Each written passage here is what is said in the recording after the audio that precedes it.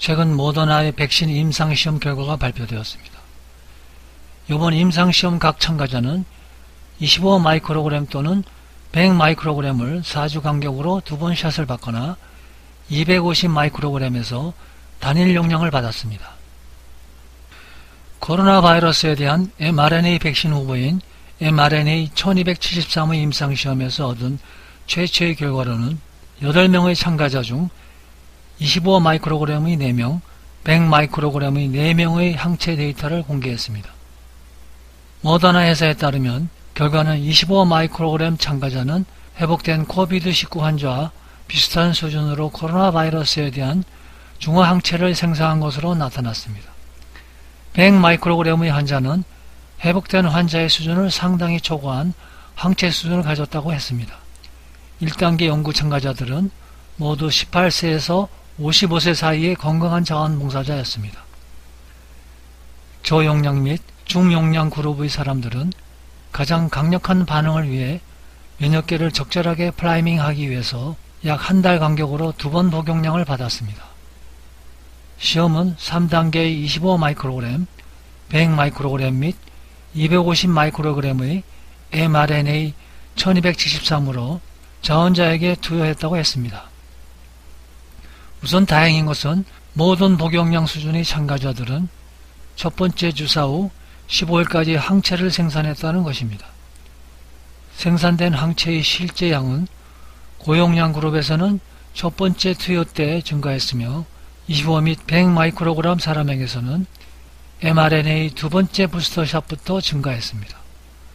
통상 일상 임상시험의 목적은 조사 중의 약물 또는 백신이 안전한지 여부를 확인하는 것입니다. 효능을 테스트하도록 설계되진 않았습니다. 모더나의 스티븐 호게 박사는 이 결과는 백신이 최종 3상 연구 전에 백신을 테스트할 수 있는 능력을 최대한 발휘했고 실제로 이 제품이 잠재적인 방어 면역 능력이 있다는 것을 의미한다고 말했습니다. 모더나는 7월에 3상 시험으로 알려진 대규모 임상시험을 시작할 계획입니다. 여기에는 일반적으로 수만 명의 사람들이 포함될 예정입니다. 3상 연구에서 복용량은 25에서 100 마이크로그램 사이일 것으로 예상합니다. 모더나 연구에서 백신의 부작용으로는 250 마이크로그램의 용량으로 백신을 받은 3명의 참가자는 열 및 다른 독감과 유사한 증상을 나타냈습니다. 회사는 세부 사항을 언급하지는 않았지만 이 모든 것이 스스로 해결되었으며 심각한 반응은 없다고 언급했습니다. 최저 복용량 그룹에는 부작용이 없었으며 중간 100 마이크로그램 그룹에서는 전신 부작용이 없었고 주사 부위에 3등급 홍반이 있었습니다. 일부 면역학자들은 이번 임상시험의 결과가 상당히 고무적이라고 하지만 일부 학자들은 너무 낙관하지 말라고 경고합니다. 저희 개인적인 생각으로는 이번 백신 시험 결과를 너무 신뢰하지 말라는 것입니다. 그것은 왜냐하면 그 첫 번째가 너무 소규모 임상시험 결과라 백신이 유망한 결과를 얻었지만은 실제 전 세계의 모든 사람들을 보호할 수 있을지는 알려지지 않았습니다. 유행 초기 프랑스에서 하이드록시클로킨과 아지트로마이신의 병용요법이 이번 백신의 경우와 같이 아주 소규모 그룹에서의 좋은 시험 결과로 인해 너무 가신하여 흥분했지만 대규모 임상시험에서는 그 효과가 미진한 것으로 결과가 나와서 아직은 속단을 하면 안 된다는 것입니다. 그리고 두 번째가 노령층에 대한 데이터가 없다는 것입니다.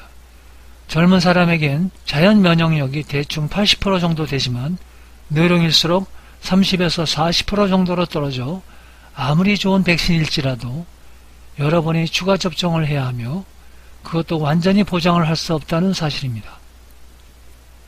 더군다나 우리는 아직 코로나 바이러스에 대해 완전히 모르기 때문에 혹시 기저질환이 있는 노령층에게는 백신이 효과가 있을지에 대한 의문이 있다는 것입니다.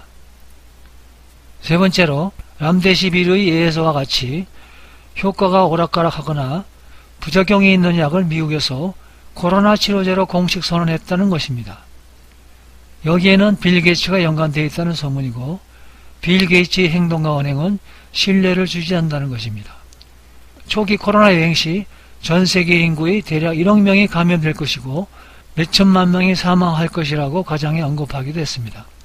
또한 일설에 의하면 세계 인구 축소론이 음모론과 연관되어 있다는 소문도 있고 요즘 너무 주가 조작이 많아 이런 결과가 발표된 후에는 항상 그와 관련된 주가의 폭등이 있어 왔으니까요.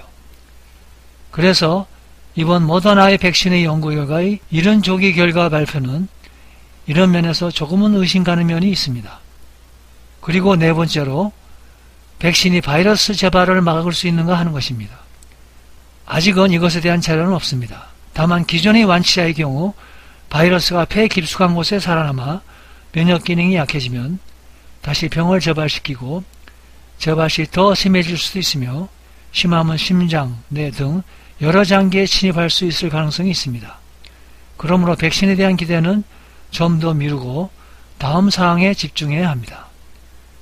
우선 가장 효과 있는 용도에 변경된 코로나 치료약에 집중해야 합니다. 제가 생각하는 것으로는 코로나 바이러스의 가장 효과 있는 치료약으로는 니크로사마이드, 시클레소니드, 나파마스타트이고 추가한다면 새로운 에볼라 말라리아 치료제인 피라맥스입니다. 여기에 항바이러스 효과를 가진 항염 진통제로 나프록센과 인도메타신을 염두에 두고 있습니다. 그리고 이전 저희 동영상에서도 언급했듯이 코로나 바이러스는 계절적인 요인과 연관이 있습니다. 역학적으로 보면 춥고 덥고 건조한 나라에서 유행을 했고 덥고 습한 나라에서는 유행이 적었던 것을 보아 코로나 바이러스는 더위보다는 습기에 약합니다. 이번 한국 나이트클럽 사건에서도 보았듯이 사건 발발 후 비가 오고 난 후 확진자가 상당히 줄어들었습니다.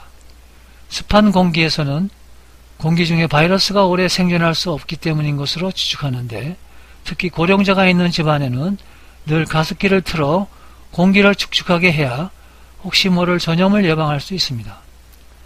그리고 일단 감염되면 재발이 위험이 있고 재발되면 더욱 위험해질 수도 있습니다.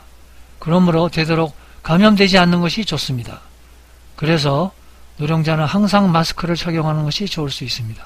가장 중요한 것은 바이러스는 폐에 깊숙한 곳에 살아서 생존할 수 있기 때문에 에이즈 바이러스와 같이 완전히 인체에서 사멸시킬 수 없어 면역 기능이 약해지면 다시 재발하므로 완치자든 미감염자든 항상 면역 기능을 상실하지 않도록 주의를 기울여야 합니다.